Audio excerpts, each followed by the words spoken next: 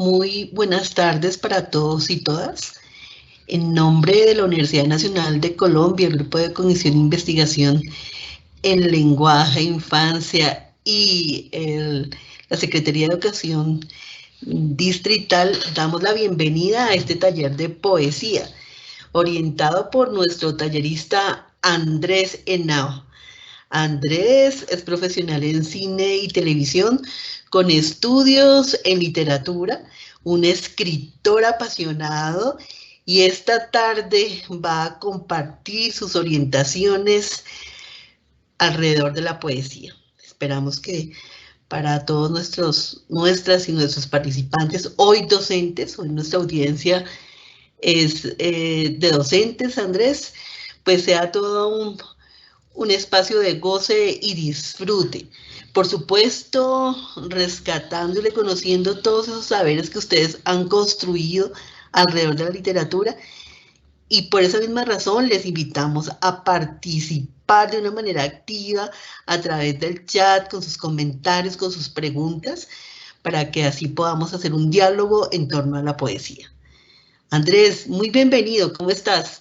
¿Tomando tintico en esta tarde fría bogotana? Sí, aquí con mi taza, mi juego de tazas favorito de café de Colombia, tomándome un tinto en esta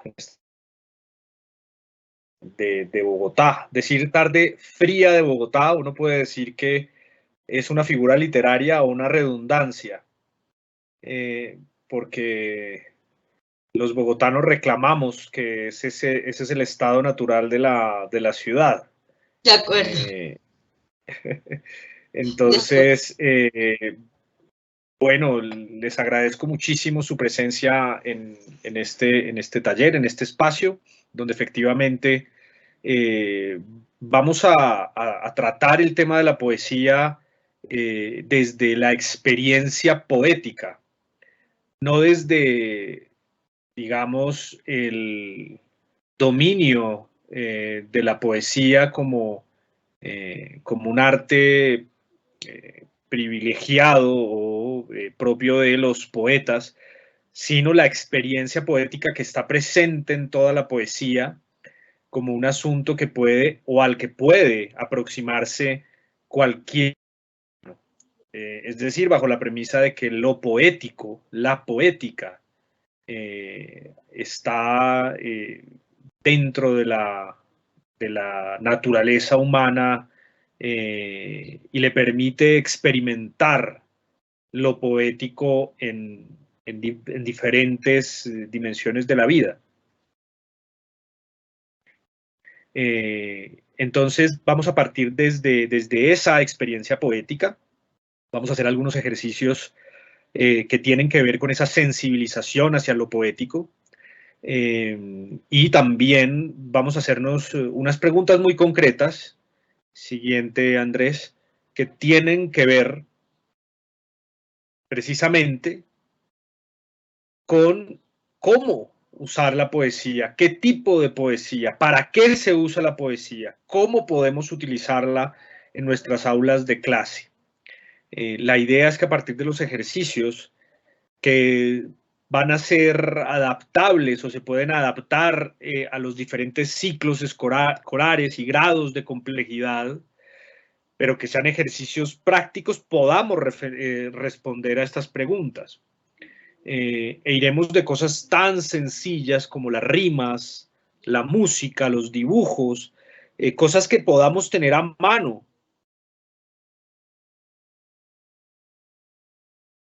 Poesía en la cual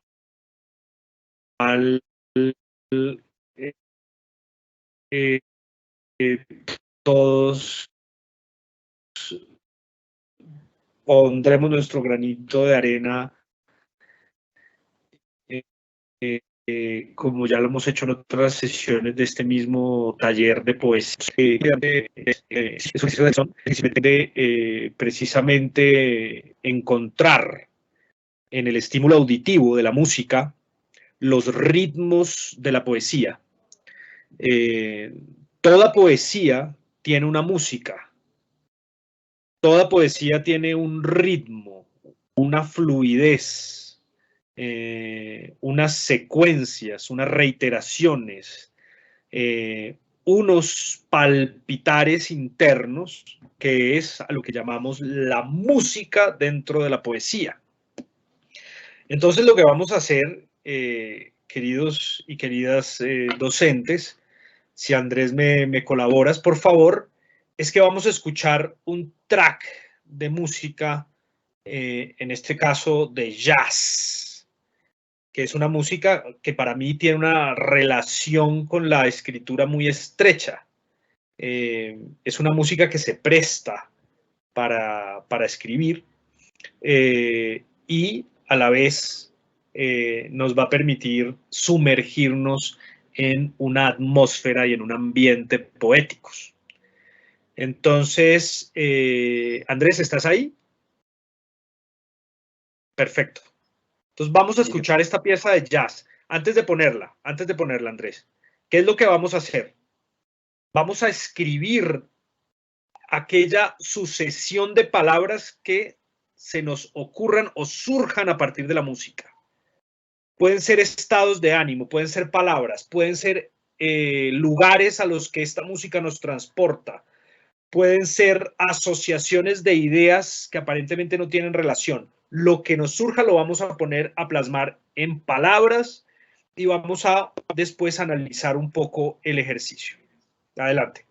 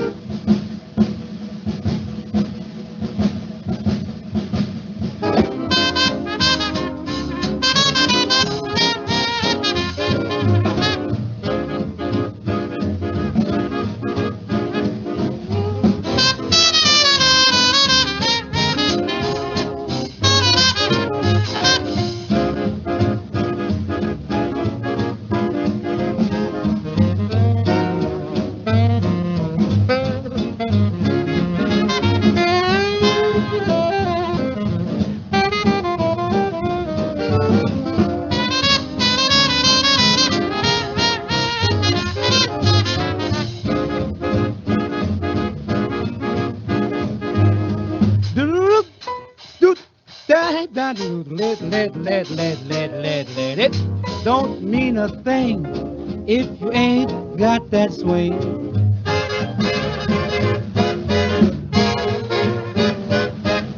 It don't mean a thing if you ain't got that swing.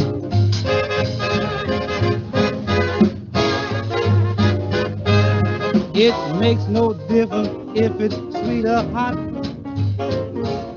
Just give that rhythm everything you got. Don't need a thing if you ain't got that swing. Oh, baby.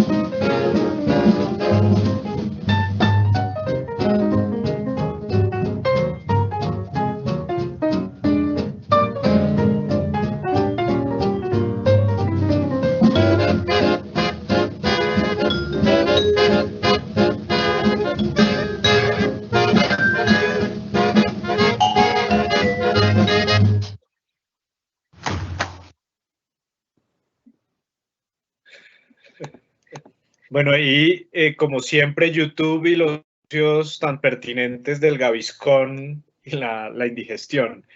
Bueno, esta pieza musical, este jazz de los años 30, este swing, que significa it doesn't mean a thing, no significa nada. Me pareció muy pertinente colocarlo,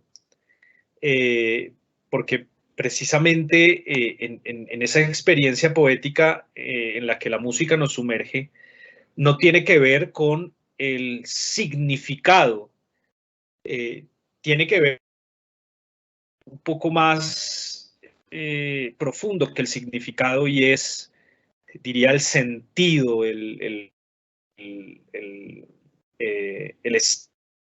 en el que las cosas no necesariamente tienen un significado racional, pero sí un significado sublime y un sentido sublime y poético. Entonces quiero escuchar, Andrés, si tenemos alguna, digamos, experiencias que quieran compartir los docentes sobre qué les suscitó, a dónde los llevó esta música. Andrés, por el momento no tenemos participaciones, tenemos es una pregunta de Anónimo que nos pregunta por que si el taller va a tratar más o menos las mismas cuestiones que ya se trataron con los estudiantes o que si hay algo distinto para los profes. Pues si digamos que los ejercicios son los mismos del taller. La idea es tratar de adaptarlo a cómo serían desde la perspectiva de los docentes. Pero bueno, para avanzar hacia precisamente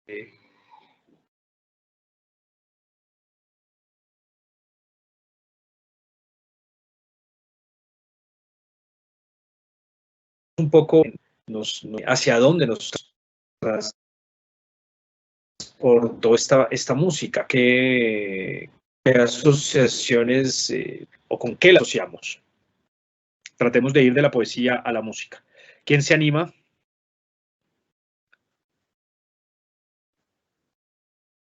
A mí esta música obviamente me traslada a una época y a una ciudad específicas.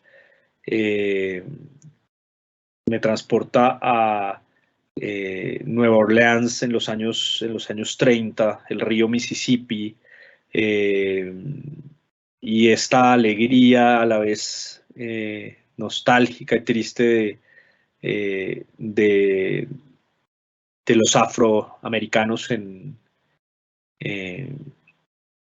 esta zona de Estados Unidos me transporta a esa nostalgia.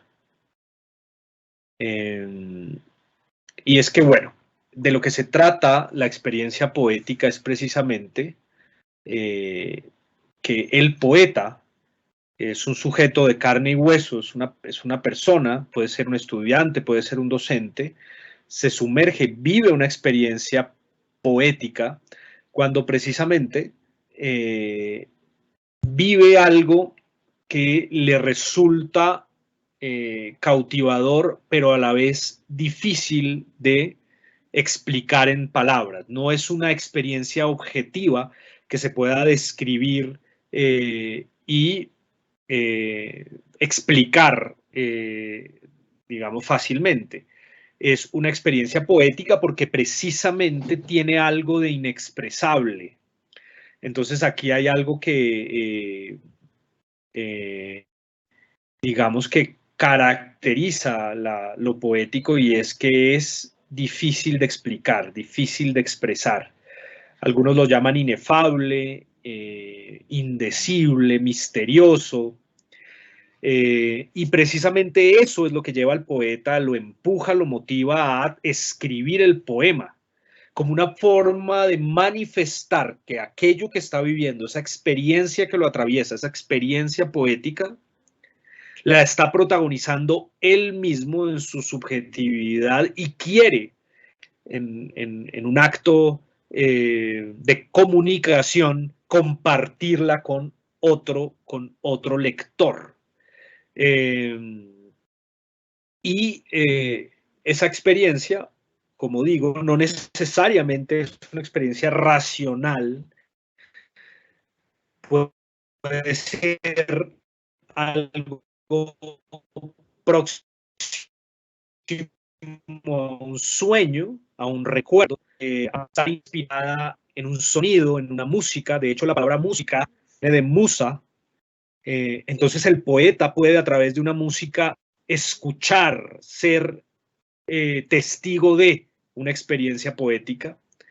Puede tener que ver también con visiones acerca del futuro, en cuenta de nuestro concurso de este año, que es 3021, las historias de cómo salvamos el mundo. El poeta también puede avisorar a través de esa experiencia poética posibilidades de un futuro. Y lo primero que quería que reconociéramos es esa experiencia poética. Por eso, un acercamiento que yo propongo siempre a la poesía por parte de los docentes en lengua castellana o en lenguaje, no es a través de la historia de la poesía o de la tradición, digamos, poética de las distintas literaturas, que son muy ricas en poesía popular, poesía infantil, sino a través de los sentidos y de las experiencias poéticas relacionadas con lo que en realidad produce poemas en el mundo, que es el encuentro del ser humano con el misterio de la existencia, con el clima, por ejemplo. Vamos a hacer poesía sobre la lluvia, vamos a hacer poesía sobre el cambio climático, vamos a hacer poesía sobre el río, sobre el agua. Los elementos de la naturaleza le van a permitir al docente, a través de técnicas como esta, la música, el sonido, lo táctil, etcétera, sumergir al estudiante en una experiencia poética, en una experiencia que sea difícil de traducir en palabras. Y allí van a empezar a surgir cosas poéticas. Bien. El siguiente ejercicio, vamos a traer a la memoria un poema que nos hayan leído de niños, un poema que siempre llevemos con nosotros. No sé si vieron la excelente película de la adaptación del libro El olvido que seremos, en el que el protagonista, el papá de Héctor Abad Faciolince, Héctor Abad Gómez, tenía en su bolsillo un poema que él mismo había transcrito.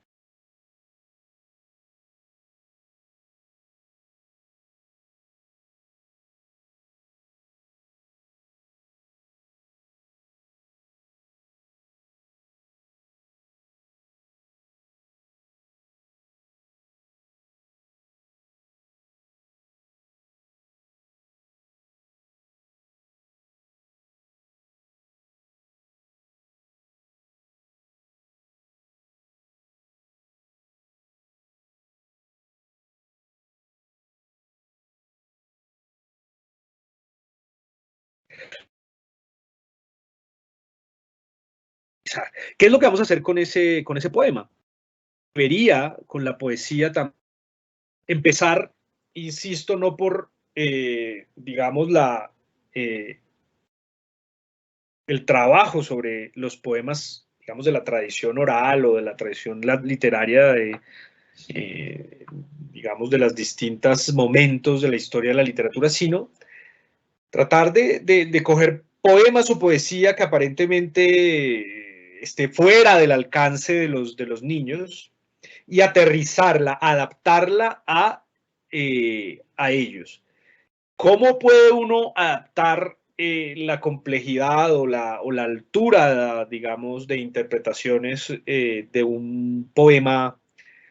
No sé, estos días Andrés, nuestro compañero que está con la presentación ayudándonos con esto, que es un amante también de la poesía, nos leía un poema de César Vallejo. Yo también leí algún poema de León de Grave, poemas que aparentemente no están al alcance de los niños. Entonces, ¿qué hacemos con esos poemas? Si quieres, no sé si lo tengas a mano, Andrés, tu poema de César Vallejo, Espergesia, Sí, perdón. sí, por aquí lo estoy buscando. Dale, si quieres, entonces lo vamos a escuchar, dado que todavía no hay voluntarios que quieran compartirnos su poema por el chat, lo vamos a leer y vamos a continuar con el ejercicio para tratar de ir hacia adelante. ¿De acuerdo? Dale. Espergesia. Yo nací un día que Dios estuvo enfermo. Todos saben que vivo, que soy malo, y no saben del diciembre de ese enero, pues yo nací un día que Dios estuvo enfermo. Hay un vacío en mi aire metafísico que nadie ha de palpar, el claustro de un silencio que habló a flor de fuego. Yo nací un día que Dios estuvo enfermo. Hermano, escucha, escucha, bueno, y que no me vaya sin llevar diciembres, sin dejar eneros, pues yo nací un día que Dios estuvo enfermo. Todos saben que vivo, que mastico, y no saben por qué en mi verso chirrían oscuros sin sabor de féretro, lúgidos vientos desenroscados de la esfinge preguntona del desierto. Todos saben y no saben que la luz es tísica y la sombra gorda, y no saben que el misterio sintetiza, que él es la joroba musical y triste que a distancia denuncia el paso meridiano de las lindes a las lindes. Yo nací un día que Dios estuvo enfermo, grave. Fíjense la hermosura y bueno, y este que es un poema de una pues de una a la vez complejísima, pero también humana y sencilla realización, tiene algunos elementos que pueden ser aproximaciones a un abordaje pedagógico infantil de ese poema.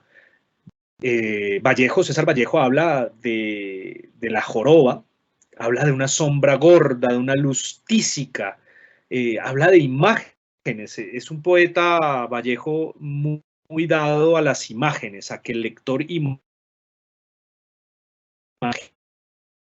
que nosotros presentamos aquí, es que se van a dibujar aquello que hemos leído. ¿Sí? Alguno de esos versos que hemos leído. Yo nací un día en que Dios estaba enfermo. ¿Cómo traducir eso en imágenes? En un poema ilustrado, en un libro álbum. Entonces, fíjense cómo la poesía, podemos ir de la música, que es la base rítmica de todo poema. En todo poema hay música. Podemos venir al dibujo para adaptar poemas a un lenguaje en público infantil. Entonces, vamos a retomar un poco de música, vamos a traer ese poema que queremos ilustrar y lo vamos a dibujar ahí en el cuaderno. Los que quieran nos pueden comentar cómo fue la experiencia, profes, a través del chat, si quieren citar algún poema del que quieran hablar. Estaremos muy atentos. Entonces, Andrés, busquemos otro track, si quieres, también de jazz, mientras hacemos el ejercicio. Yo estoy dibujando la joroba de Dios, la luz gorda y la sombra gorda y la luz tísica. Vale, ya pongo la música.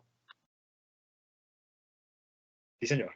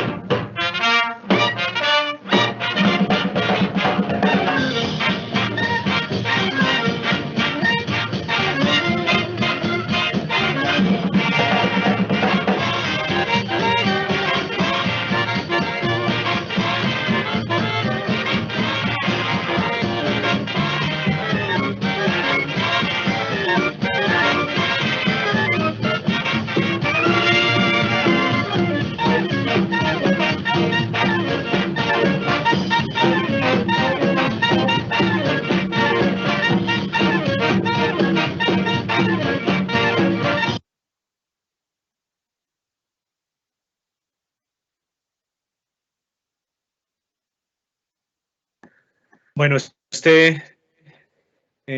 fue un jazz un poquito más rápido. A mí me evoca las películas de Woody Allen. Y bueno, la idea es que pudiéramos dibujar, llevar a imágenes esas metáforas, esas asociaciones simbólicas de los poemas, como el poema que nos leyó Andrés Espergesia, Vallejo. Lo estoy colocando aquí en el chat la referencia. Bien, entonces, retomando, la poesía surge Andrés, por aquí experiencia tenemos, poética que... por aquí tenemos una pregunta. Qué pena Sí. te interrumpo. No, dale, perfecto. Nos preguntan, ¿cómo acertar con el poema que se utiliza como pretexto para acercar a los jóvenes y no caer en el error, partiendo de las características de nuestra población estudiantil? ¿Me puedes volver a repetir la primera Eh, parte de la pregunta? ¿Cómo acertar con el poema que se utiliza como pretexto para acercar a los jóvenes y no caer en el error? O no caer en un error. Perfecto. ¿Cómo acertar? Afortunadamente, digamos que ejemplos y posibilidades de trabajar la poesía son muy amplias. Es decir, la cantidad de poetas, poemas, autores, movimientos que han llegado hasta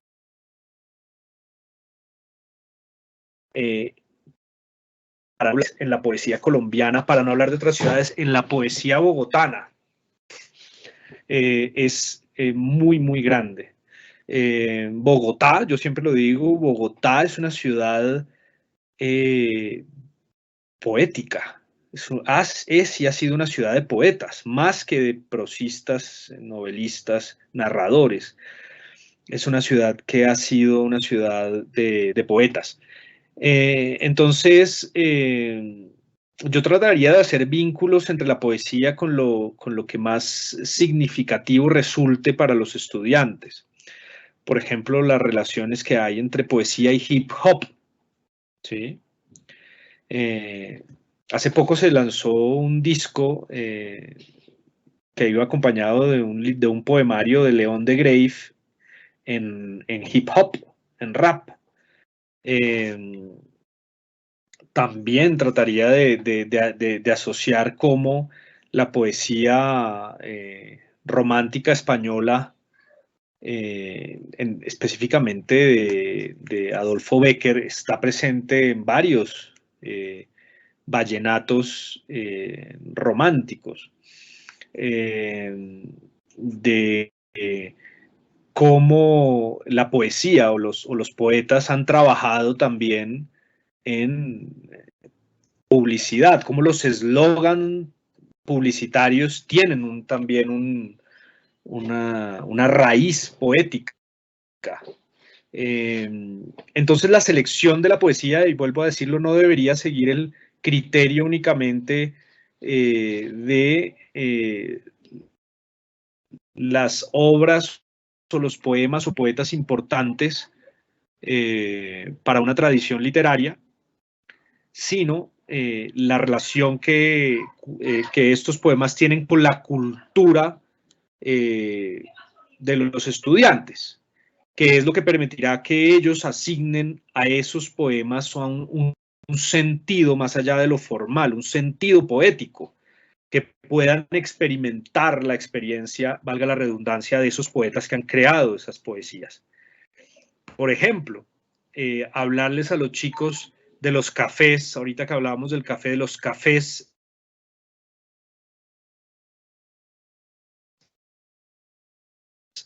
como Rogelio Echavarría, que es un pueblo en Antioquia, para mí es el poeta por excelencia de la ciudad de Bogotá. Entonces decía Rogelio Echavarría, todas las calles que conozco son algo mío. Entonces fíjense cómo ese verso tiene a la vez la forma de la calle. ¿Sí? Entonces ya voy a trabajar una especie de pictograma o anagrama de ese poema. Todas las calles que conozco son un largo monólogo mío. En fin, o hablar, por ejemplo, de cómo León de Grave componía improvisadamente poemas para que lo atendiera más rápido en los cafés, ¿no? Entonces, y son poemas que a la vez tienen una relación con la tradición de rimas, porque León de Grave no es más sino un creador de rimas y de músicas de la tradición de rimas de la poesía española. Entonces ahí uno ya empieza a encontrar esas relaciones entre la poesía que significa, que tiene un contexto cultural con los chicos, y las tradiciones poéticas importantes que debe conocer también el estudiante. Y los vínculos que hay entre la ciudad que él habita y la poesía, los textos poéticos. Porque definitivamente uno de los objetivos de esto es que el ciudadano, el estudiante, habite su ciudad de manera poética. Porque tiene que ver esto con que quien habita un lugar, un espacio de manera poética, a la vez lo cuida ese espacio, tiene una relación de amor con ese espacio. Entonces, se trata de vivir un poco poéticamente. No se trata de que formemos poetas, se trata de que los chicos que formemos puedan vivir poéticamente en algún aspecto de su existencia. Entonces, yo creo que de esa manera no vamos a tener oportunidad de errar o de equivocarnos con la selección de los textos que utilicemos, ¿no? Bueno, entonces vamos a pasar a un ejercicio que es supremamente básico, que es la rima. Así como dije, toda poesía surge de una experiencia poética que el sujeto, llamado poeta, estudiante, profesor, vive y que siente como una experiencia difícil de traducir en palabras, que es una experiencia que semeja a la música, que tiene un ritmo, que tiene una atmósfera especial, que tiene unas secuencias, unos vaivenes especiales, es como una hamaca, ¿no? Por eso, digamos que uno se mece en esa experiencia poética, tiene una vibración. Asimismo, toda poesía, así no sea métrica, tiene rima, es decir, si ustedes ven, por ejemplo, en el poema que acabamos de leer de César Vallejo, e incluso en los poemas en prosa de Baudelaire o de los distintos poetas que hicieron poesía en prosa, tienen unas rimas, la terminación de las frases, el fraseo, lo que llaman en música popular el fraseo, la construcción de frases, es decir, terminan de una manera particular, con un énfasis particular que se va repitiendo a lo largo de el poema. Ese fraseo, esa rima, permite construir una forma especial que la caracteriza de otro tipo de textos, ¿no? Digamos, que no requieren de esa resonancia. Y además permite la rima asociar a través del uso de palabras que terminan de la misma manera, con el mismo acento o con la misma letra, asociar aspectos de dimensiones diferentes de las cosas. Por ejemplo, aquí vemos en la diapositiva todas una serie de palabras que terminan en E-O-N, ¿no? Y en acento grave. Sermón, teflón, melocotón y camión. Ahora, esos elementos que aparentemente hacen parte de universos simbólicos diferentes, significativamente distintos, nos van a permitir construir puentes o elementos que los asocien, y esa construcción de puentes que asocian elementos disímiles de cosas que aparentemente no tienen relación, también hacen parte de la experiencia poética. Para comunicar esa experiencia poética difícil de traducir en palabras, el poeta utiliza esas asociaciones, utiliza la metáfora, utiliza el adjetivo, que puede ser hiperbólico, onomatopéyico, utiliza el símil, la comparación, y una serie de, o la paradoja, por ejemplo, que no es otra cosa que la contradicción entre dos elementos que no tienen nada que ver o que se oponen. ¿Para qué? Para producir el sentido, para producir el significado, para producir ese intento de definir lo que él está sintiendo y lo que está viviendo. Esto que, insisto, podemos llevarlo a un grado de complejidad mayor o menor, lo podemos también aterrizar a la experiencia poética de un niño, de un estudiante. De eso se trata la pedagogía de lo poético. Entonces, eso es lo que vamos a hacer en el siguiente ejercicio. Vamos a construir un pequeño ejercicio de 4 versos, una pequeña estrofita, donde rimemos con los elementos que aparecen en la imagen, ¿de acuerdo? Entonces los invito, Andrés, busquemos alguna otra música, si quieres cambiemos de género, te lo dejo a tu elección, y vamos a construir esa estrofa de 4 versos que conjuguen en un rima los elementos que aparecen señalados en la diapositiva. Y les animo a que alguno de ustedes lo escriba en el chat para que lo podamos compartir con todos y todas, ¿de acuerdo? No sé si hay alguna pregunta en el chat. No, Andrés, todavía no, Bueno, aún no. Listo. Se comprende que estamos un poco fríos todavía en la tarde, pero ya este ejercicio, la idea es que nos termine de entronizar. Ya buscamos entonces música. Listo.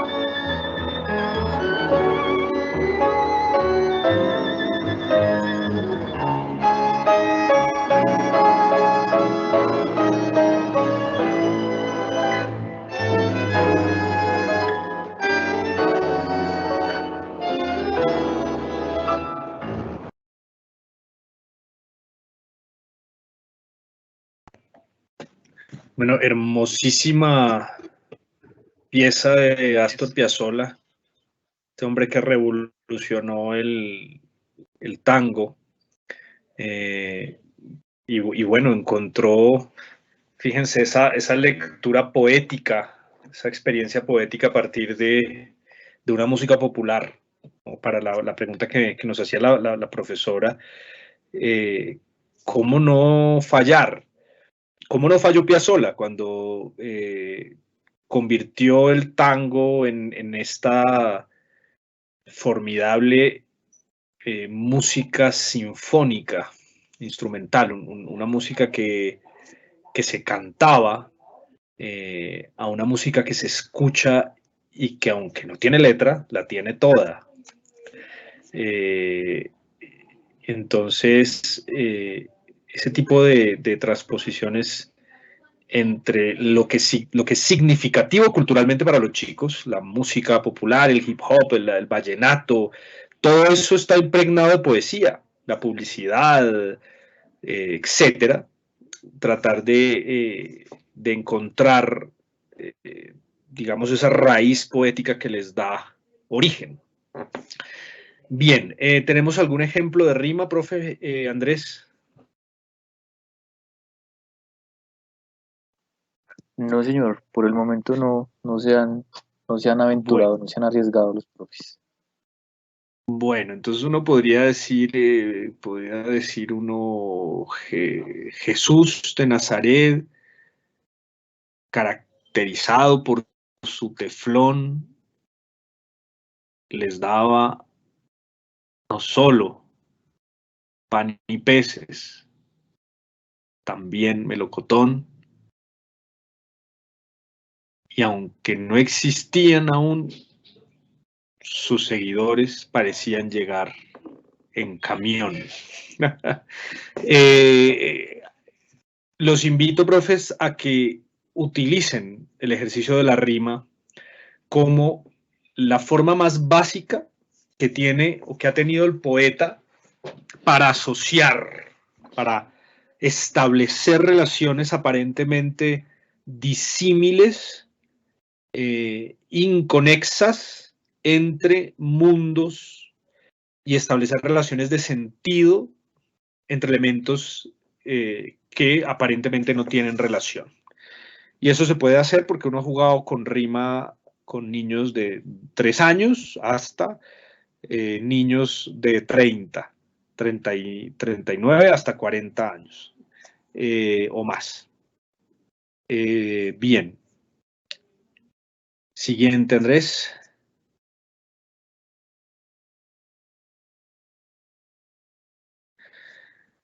Bien, vamos a hacer un último ejercicio antes de construir la nube de poemas que anuncié Por al aquí nos principio. dejaron un comentario, qué pena te interrumpo. Sí, señor. Sí, no, por favor. Nos dice el mismo docente que participó ahorita haciendo la pregunta. Las palabras que la gente escuchaba tenían un sabor dulce como de melocotón. Incluso fueron escuchadas por quienes pasaban en el camión. Se alcanzaba a ver una carga de muchos rollos de teflón. Hermoso. Se alcanza, fíjense, es bien narrativo. No está tan concentrado en la construcción de imágenes poéticas, sino en el...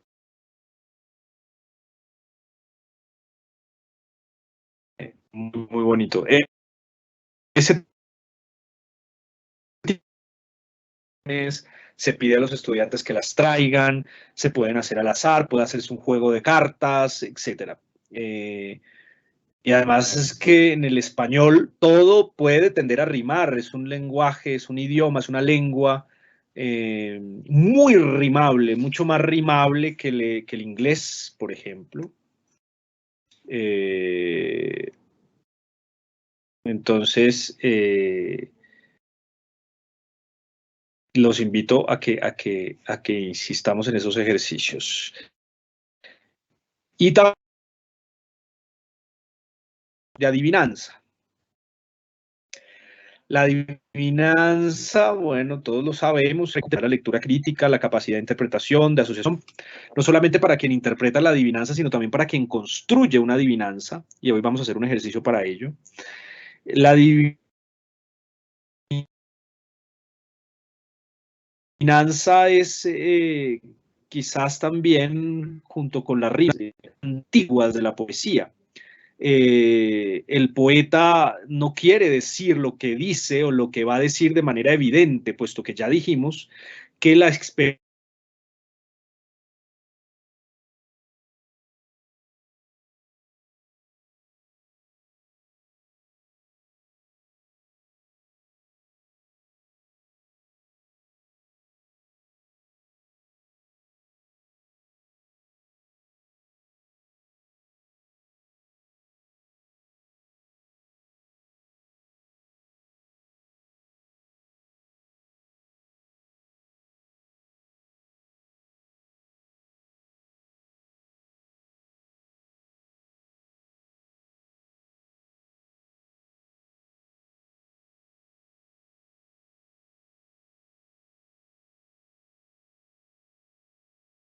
tan sencillas, tan simples y tan bonitas. Dale, Andrés, Andrés, qué pena contigo, pero que tenemos. hubo un momento en el que tu imagen se congeló y no se escuchó la explicación que estabas dando. Si podrías repetir, por favor. Bueno, claro que sí. Entonces decía yo que la adivinanza, bueno, no solamente es un tipo de texto que permite desarrollar la lectura crítica, la lectura inferencial, puesto que el lector debe unir, relacionar los elementos que le da, la información que le da el autor para construir y descubrir la adivinanza, sino que también para quien la escribe, para quien la compone, es un desafío, puesto que tienen que planear cómo colocar y decir los elementos para que el lector la pueda interpretar y la pueda descubrir. Y que la adivinanza además se asemeja mucho, se parece mucho a lo que hace todo poeta, puesto que la experiencia poética, que es una experiencia que ya vimos que es difícil de traducir y de explicar, el poeta la presenta como un acertijo para que el lector se aproxime a ella sin que el poeta tenga que decir siento miedo, ¿no? Probablemente un poeta nunca diría siento miedo, sino que construiría el poema que realmente represente el sentimiento poético que tiene.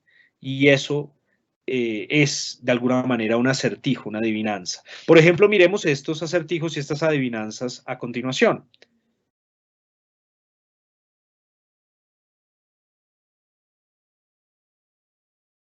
¿Puedes, por favor, leer? Se ve muy chiquito en mi pantalla. Claro, claro, ya, dame un momento. Dice, no es cama ni es león, y desaparece en cualquier rincón. El otro dice, mamífero rumiante de cuello alargado, por el desierto errante siempre anda jorobado.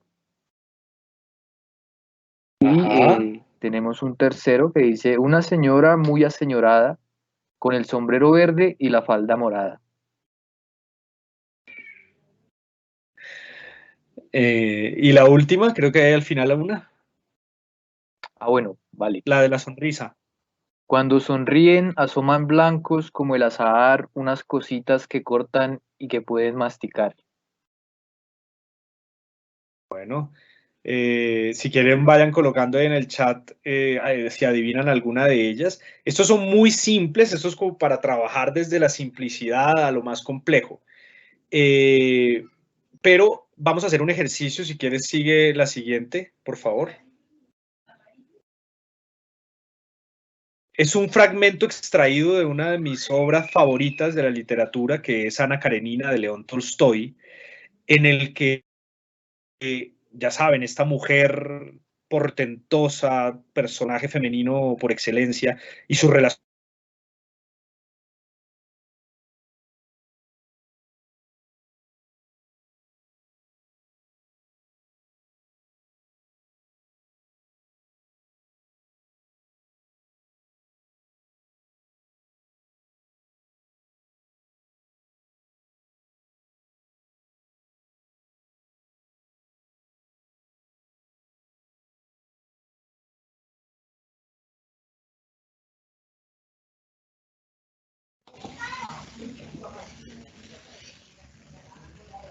Andrés, te perdimos.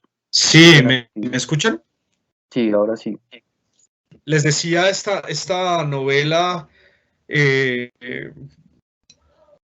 bueno, monumental, que es Ana Karenina de León Tolstoy. Elegí un fragmento que ahora que que trabajé en este taller, el tema de la adivinanza, cuando lo leí, dije, aquí está precisamente lo que yo quiero que ustedes entiendan acerca de la adivinanza y sus posibles usos poéticos. La novela de León Tolstoy y la novela rusa, por lo general, lo que llamamos novela psicológica, también Dostoyevsky, Balzac, etcétera, son novelas psicológicas precisamente porque están repletas de momentos en los que el personaje adivina los sentimientos de la otra persona, adivina la situación, el lector puede adivinar cómo se sienten los personajes. La adivinación está presente en toda la novela psicológica. Pero en este ejemplo, en donde el hijo de Ana Karenina, llamado Sergio, o Serge, o Sergei, está próximo a cumplir 9 años, es un niño, que por distintas razones, para los que quieran aproximarse a esta novela, está lejos de su madre está distanciada de él. Entonces se da un juego entre un personaje que está cuidando a Sergei y él, en donde vemos los poderes de la adivinación. De hecho, el mismo Gabriel García Márquez, cuando hace su recepción, el banquete de recepción del Premio Nobel de Literatura, y elogia la poesía, habla de la poesía y sus poderes de adivinación, dice García Márquez. Y en este fragmento de Ana Karenina de León Tolstoy eso está de relieve. Entonces te invito, por favor, Andrés, a si puedes leer el fragmento, vamos a escucharlo con atención. Vale. Ana Karenina y la adivinanza de su hijo. No pensó en su madre en toda la tarde, pero una vez acostado la recordó de pronto y rogó a Dios, a su manera, para que dejara de ocultarse y le visitara al día siguiente, que era el de su cumpleaños. Basilio Lukic sabe por lo que he rezado, además de lo de todos los días, por estudiar mejor. No, por recibir juguetes. No, no lo adivinará. Es una cosa magnífica, pero es un secreto. Cuando llegue, se lo diré. ¿No lo adivina? No, no lo adivino. Dígamelo, repuso Basilio Lukic, sonriendo, lo cual ocurría pocas veces. En fin, duérmase, más valdrá. Voy a apagar la vela. Sin la vela veo mejor lo que quiero ver y por lo que he rezado. Por poco le descubro mi secreto, exclamó Sergio riendo alegremente. Cuando se llevaron la vela, Sergio vio y sintió a su madre. Estaba de pie ante él y le acariciaba con su mirada amorosa. Luego había molinos, cortaplumas. En la mente de Sergio todo se fue confundiendo hasta que se durmió. Entonces, fijémonos la escena, ¿no? Qué escena tan bella. El hijo espera la llegada de su madre previo a su cumpleaños y juega a la adivinanza de, ¿sabe por qué he rezado? Él le dice, por tener mejores notas, porque le vaya mejor en el colegio, No. Es un secreto, es una adivinanza. Le está proponiendo a Basilio una adivinanza. Y cuando apaga la vela antes de dormirse, es un niño de 9 años, dice, cuando se apaga la luz, puedo ver mejor en lo que rezo. Eso es experiencia poética. La aparición de la imagen de su madre en la penumbra, en la oscuridad. Y entonces la recuerda. Y entonces vienen imágenes de molinos. Y entonces todo se confunde y Sergei duerme.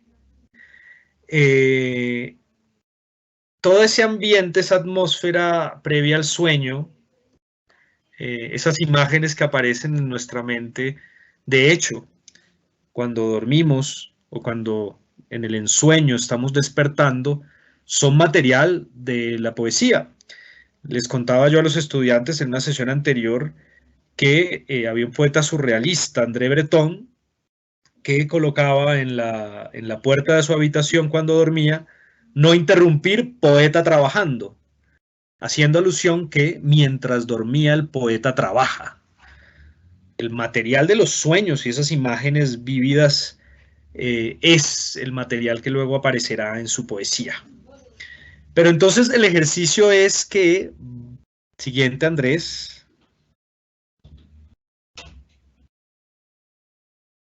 vamos a crear una adivinanza con la que Sergei, el hijo de Ana, pudiera dar a entender en quién está pensando, es decir, su madre.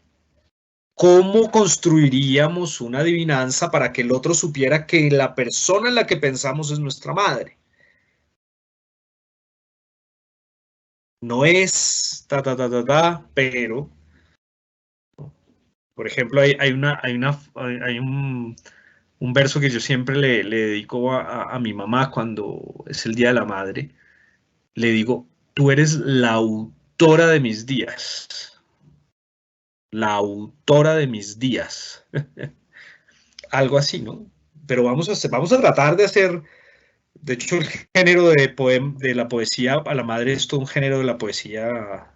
Bueno, están los versos a mi madre, del poeta Julio Flores. Y varios poetas han escrito a sus madres, así que vamos a hacer el intento, ¿de acuerdo? Los invito a que lo escribamos en el chat y que escuchemos un poquito de música para ello.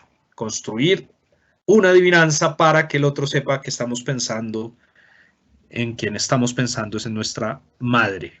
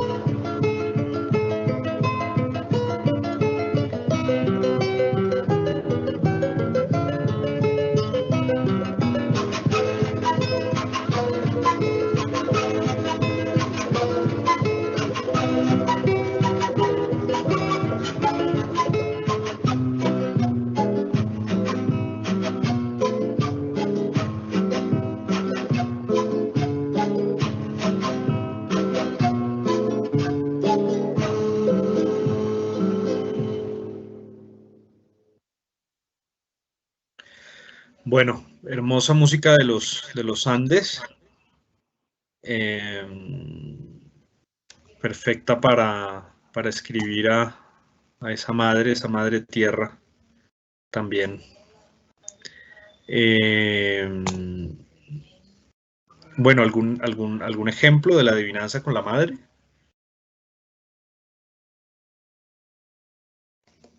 No, Andrés, por el momento no tenemos ejemplos, no nos han escrito.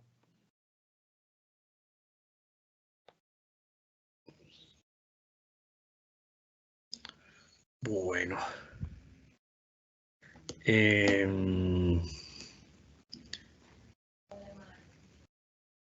El ejercicio que proponíamos para finalizar el taller es que hiciéramos una reunión de diferentes versos, diferentes poemas, y construyéramos una nube de palabras, una nube de poesía. En los días anteriores hemos utilizado un programa que también les recomiendo mucho, que se llama WordArt, que permite crear nubes de palabras. Estas nubes podemos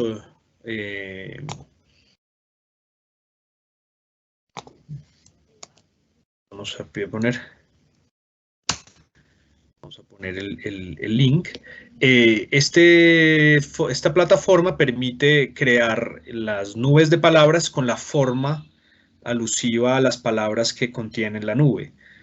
Entonces podemos generar con los estudiantes nubes de palabras que tengan que ver con algún lugar que queramos simbolizar, trabajar, y se construyen también obras colectivas, poemas colectivos, en donde de diferentes fuentes, diferentes manos, se puedan construir objetos de palabras que también pues representen la creación poética colectiva que hagamos con los estudiantes. Entonces, en resumen, queridos docentes, hemos visto cómo la experiencia del poeta, la experiencia poética, es una experiencia que todo ser humano puede experimentar, puede vivir, que tiene una música, unas músicas, que la música está en la esencia de lo poético, que no hay poesía sin música, que a su vez esa música puede expresarse en imágenes que podemos adaptar en ilustraciones, en dibujos con los niños para tratar de llevarlo, adaptarlo a un lenguaje más cercano, pero que en todo caso son difíciles de traducir en palabras, y eso lo hace característico de lo poético, lo inefable, lo inexpresable, lo misterioso. Que en esa forma que tiene el poeta de expresar esas músicas interiores, esas músicas íntimas, está la rima, que incluso en poesías que no son métricas está presente, que es esa resonancia en el fraseo, en la forma en la que terminan las frases y los versos, que permite al poeta unir universos de diferente naturaleza, como lo vimos en el ejercicio de la rima, con el camión, el melocotón, el sermón y el camión, y que esto se puede ir modulando en complejidad de acuerdo a la edad de los niños.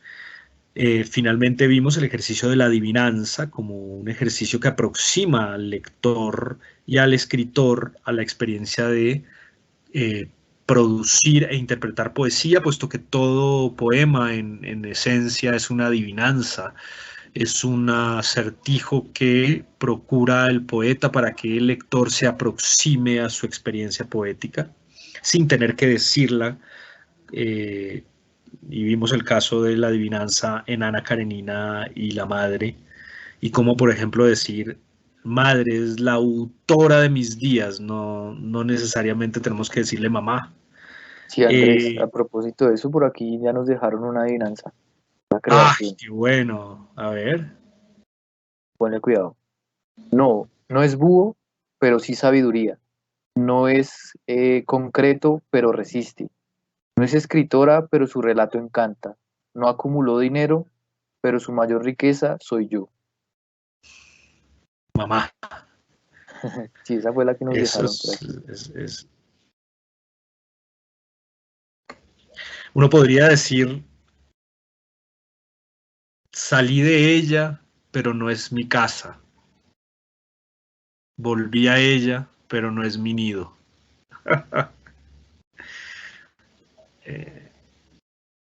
La madre. Bueno, fíjense cómo entonces la adivinanza está muy íntimamente relacionada con las formas poéticas, y que también el trabajo con adivinanza se puede trabajar desde muy chicos.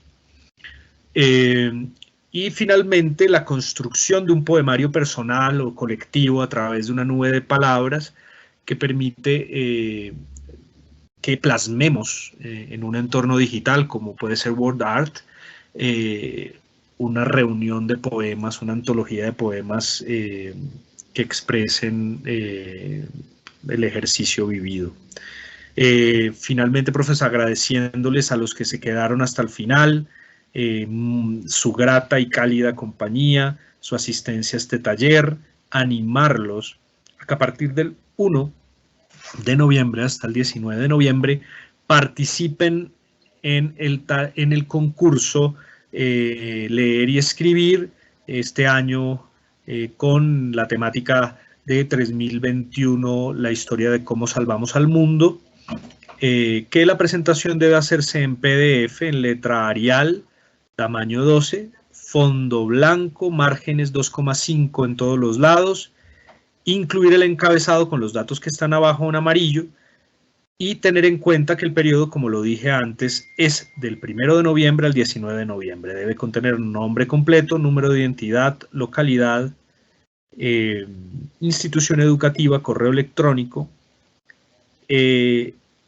teléfono, la dirección, el correo electrónico y el número de teléfono del padre o del acudiente o de la madre, como hoy la recordamos. Muchas gracias. Muchas gracias, Andrés, por la música. Gracias a ustedes por el interés. Y estamos mañana, en horario de mañana y horario de tarde, va a haber un taller de relato que se llama Úrsula Iguarán. Para docentes también están sumamente invitados. También lo voy a dictar yo. Muchas gracias y hasta la próxima.